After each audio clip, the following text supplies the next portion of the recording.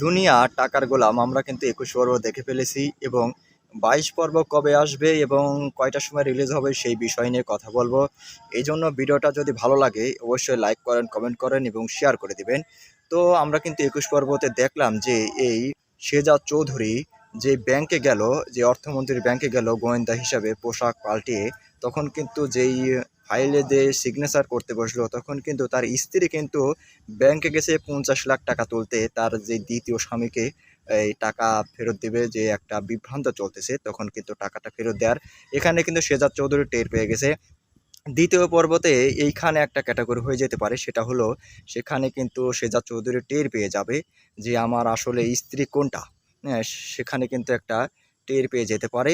আর যে ব্যাংকে লুট করে নিয়ে যেতে পারে, শেহজাদ চৌধুরী একটা মাইন্ড গেম খেলতেছে।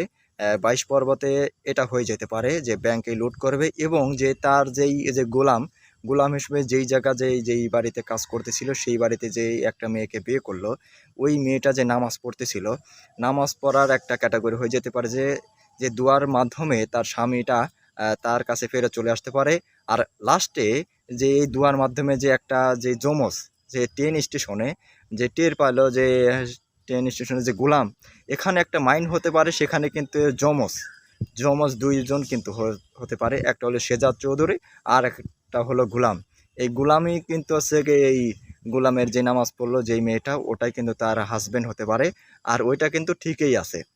হ্যাঁ, কোথাও ভুল নাই। এটা কিন্তু ২ টা যমজ এই নায়ক এখানে। এটাই কিন্তু সবথেকে ২২ পর্বতে এটাই হতে পারে এবং আপনাদের মতামত কি?